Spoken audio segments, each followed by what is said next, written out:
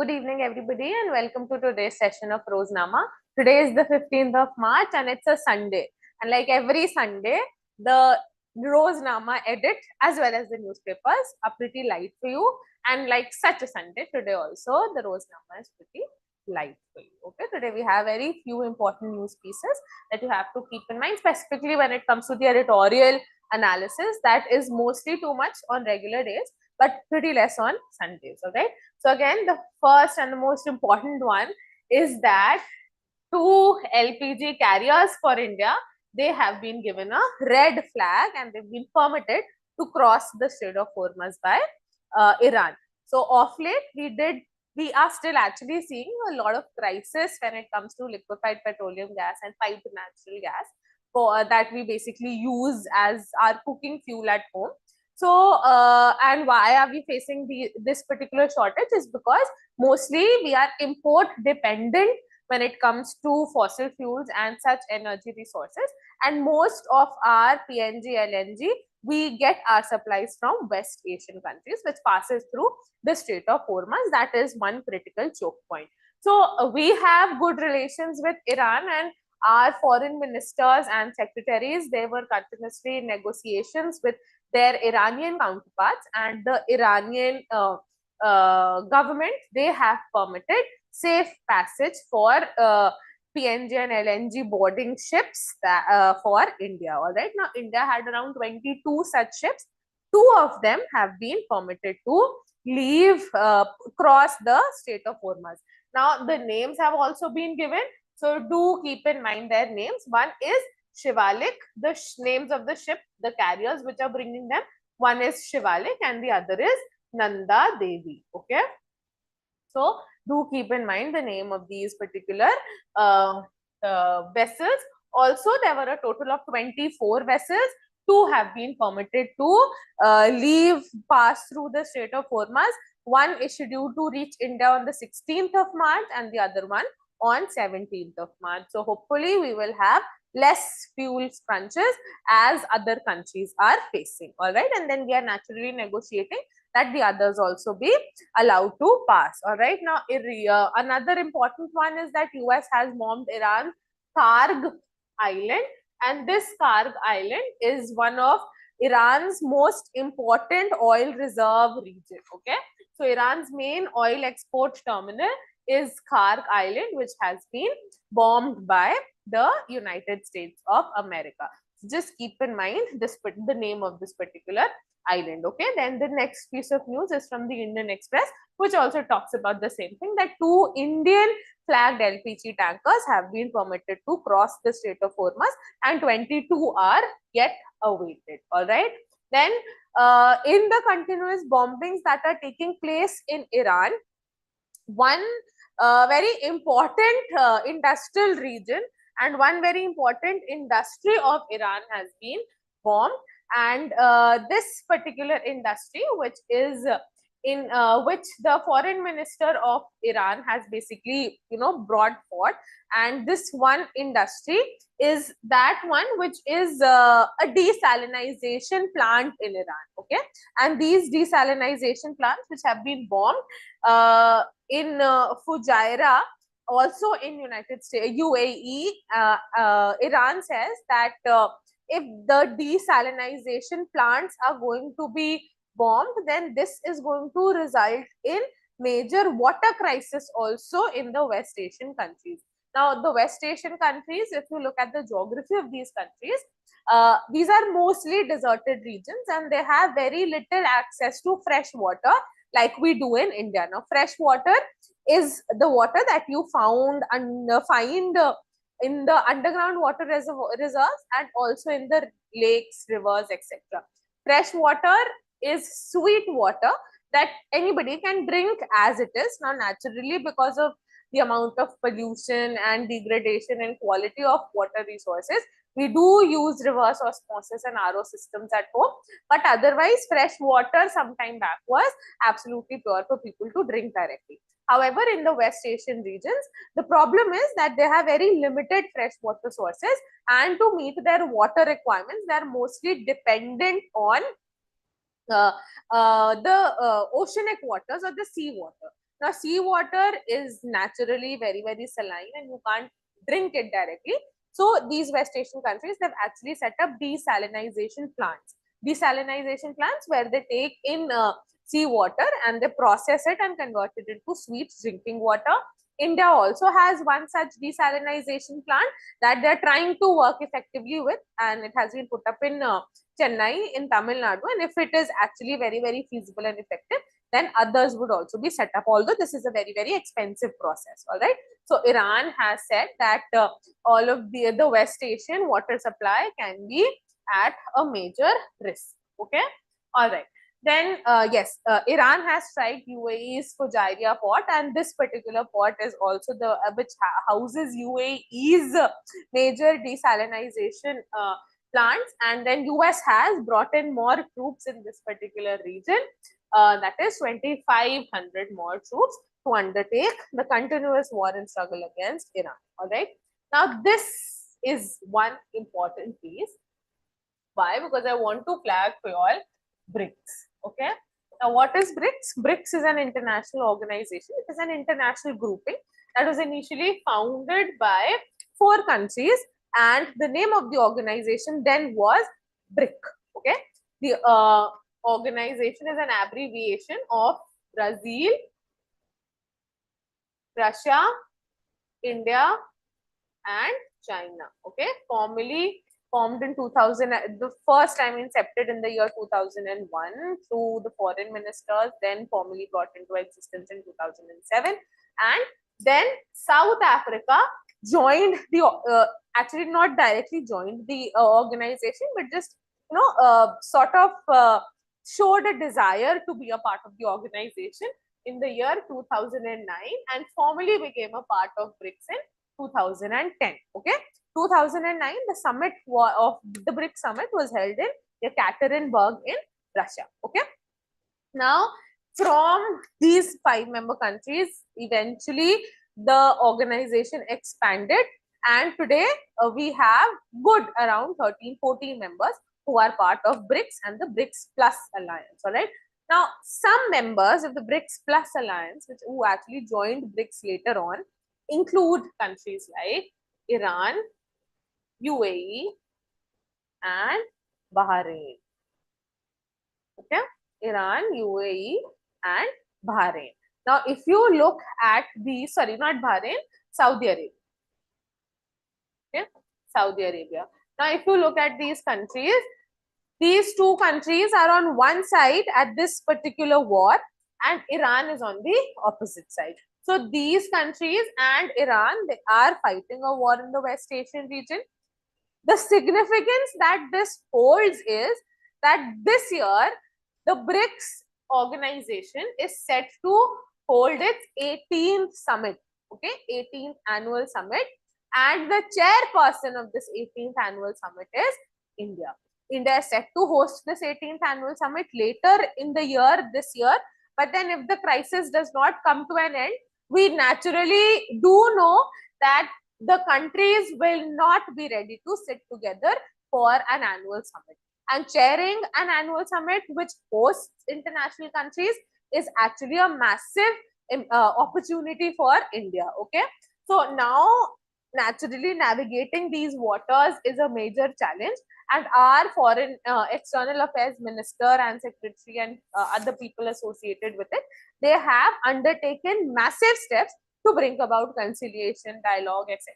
But then it is very, very difficult to forge any consensus. It is a statement that has been directly issued by the Ministry of External Affairs. Okay.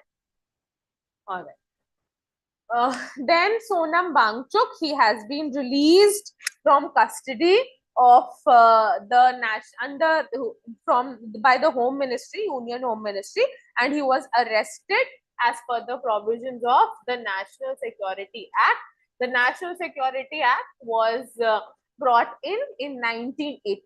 The purpose of this act is to ensure that any elements, be it people, literary sources, etc., must be detained, caught hold of, in case they are trying to incite the masses against the government and incite violence in the country, which can be a significant threat to the country's international and national security. All right. So Sonam Wangchuk last year in September 2025, he was arrested and he has been detained since then for a total of 170 days. Why was he arrested? Because the government issued a statement saying that Sonam Wangchuk, who is a climate activist, has been responsible for inciting the people of Ladakh into violent protest against the government of India. Okay, that resulted in deaths of 4 Ladakhi people, and actually there were other clashes. A large number of people were injured and harmed. So he was arrested and detained. Okay.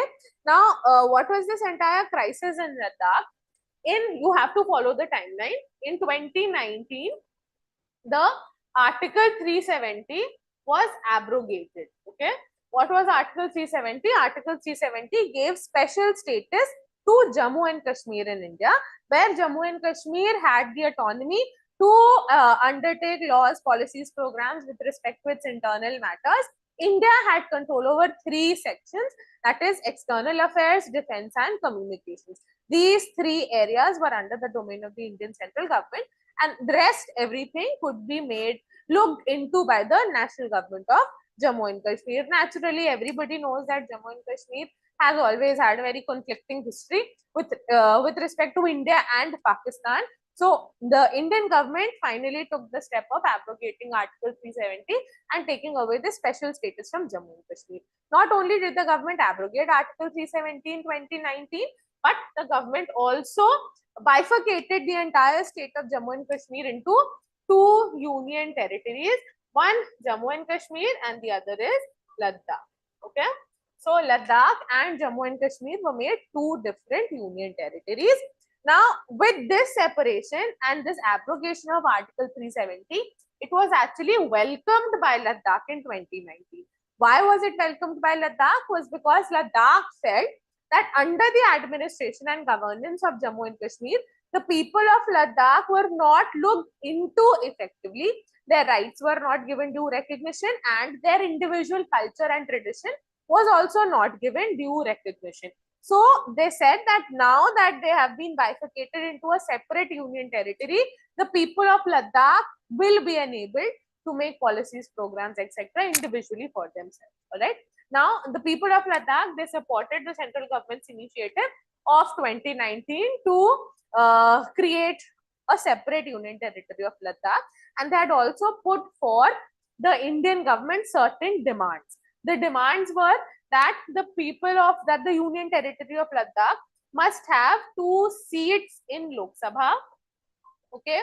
Then they called for an establishment of separate state or UT, whatever, public service commission to undertake exams for the government services, jobs, etc. in Ladakh.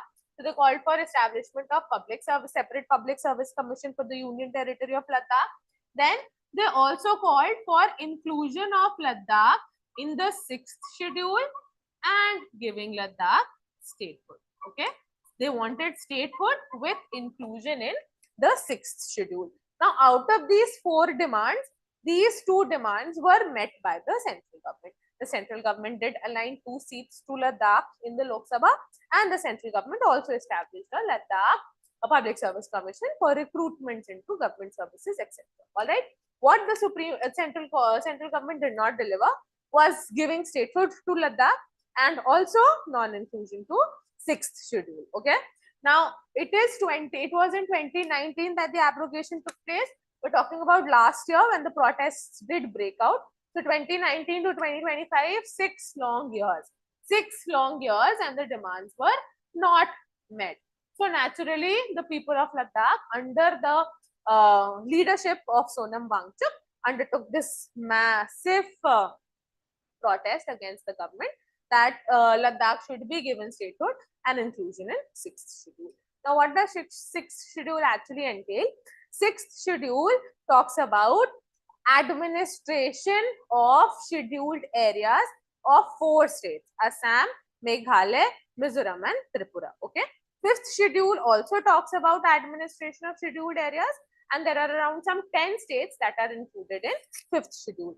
But Ladakh is specifically asking for inclusion in the sixth schedule. Now, what is special about the sixth schedule is that the sixth schedule enables the states that are included in the sixth schedule to establish autonomous district councils. Okay, it enables them to establish autonomous district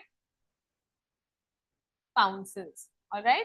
Now, what are these autonomous district councils? Autonomous district councils are a group of, is an organization or a grouping of 30 individuals, out of which 5 will be government representatives and 25 will be from the respective tribal community of the region.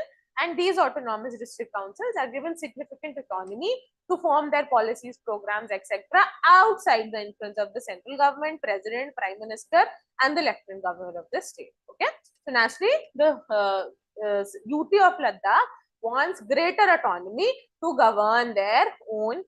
All right. This has still now not been given to the people of Ladakh. That is why the entire protest took. All right. So he was arrested. Now he has been released. Okay. Chalo. The same thing in the Indian Express. The previous article was from the Hindi. All right. Okay.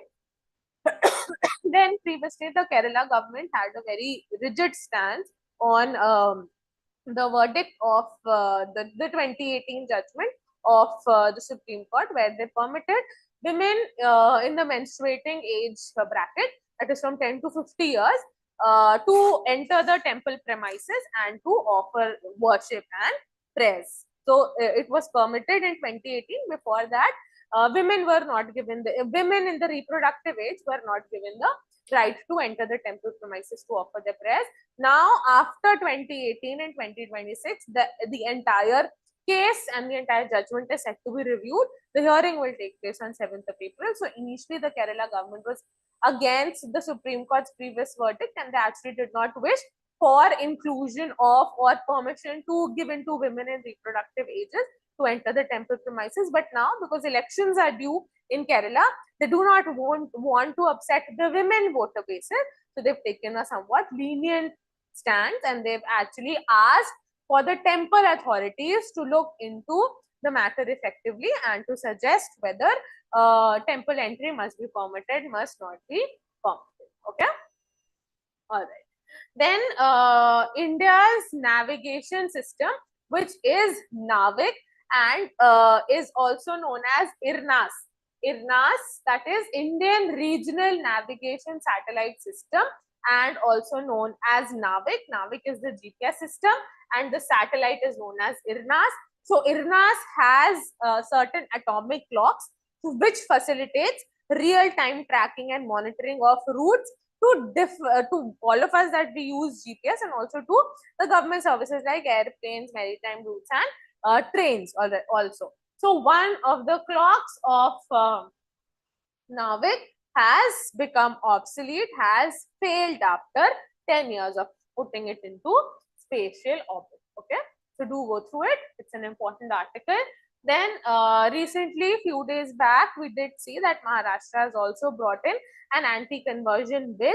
And now the controversial part of the bill is that previously, for example, like in UP, which also has an anti-conversion law, the UP anti-conversion law simply said that any person who feels that somebody has been wrongfully converted into some other religion, and if the parents, any blood relative of such person who has been converted unlawfully, raises questions against any such authority, any such person, then that conversion will be considered as null and void.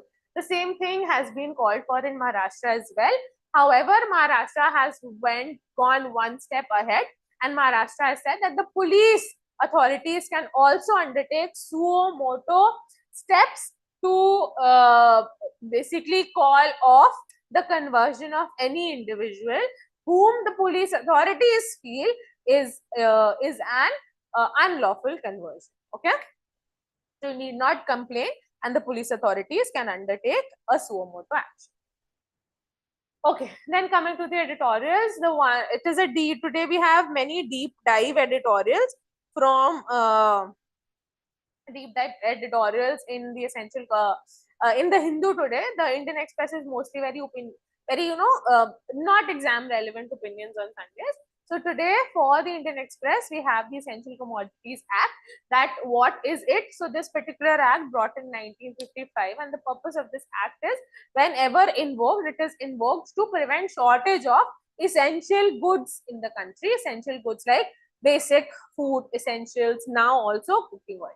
So last it was invoked during the COVID pandemic. Now it has been re-invoked at this particular present time because of the ongoing war in West Asia, and it has been invoked basically to keep in check all the crisis and shortage that is occurring because of the West Asian crisis and shortage of CNG and PNG in the country. All right. So it is a good article, gives us a good information into why has it been invoked right now, what is the Essential Commodities Act, how does this invocation of Essential Commodities Act affect the LPG production, and how does this particular act regulate the natural gas supply. Okay.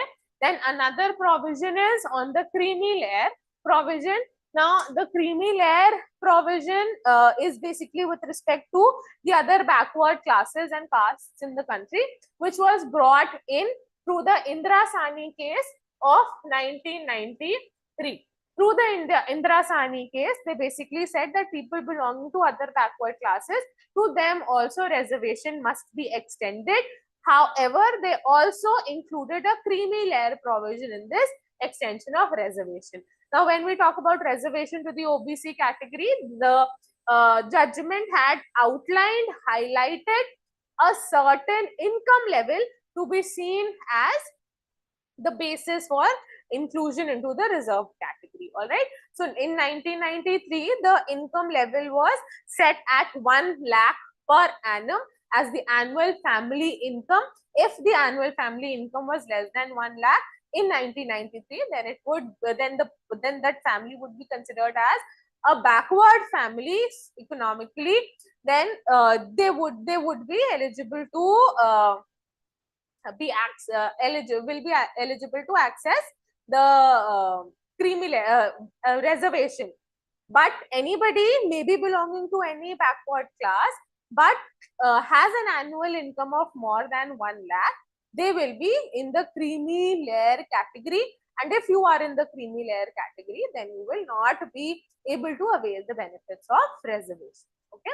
So this 1 lakh per annum price income criteria was revised to 8 lakh per annum as annual family income. Then they also went on to include categories in the creamy categories, things like people, if they have, anybody in the family working, has a government service, is an engineer, is working well, effectively has good number or ample amount of agricultural land, then they will also be included in the creamy layer provision. They will be included in a certain salaried class, included in the creamy layer provision. Okay. So do go through it. Then this particular article again is a deep dive on passive euthanasia that was permitted by the Supreme Court for Harish Rana. And the article talks about the difference between passive and active euthanasia. Passive euthanasia is when life support is removed from the the person in picture is removed from life support. For example, if the person is on ventilator, then ventilator is removed and the person eventually dies. Naturally, the doctors, they have to ensure that it is a painless death. And active euthanasia is when some lethal drug, etc., is injected into the body of the suffering person. All right. So the article basically talks about the difference between passive and active euthanasia, how the Supreme Court, why the Supreme Court has permitted it, then what is the best interest test. The best interest test is that the doctors basically examine. It goes through 2-3 layers. One board of doctors, then another board of doctors, and the doctors, they eventually examine that if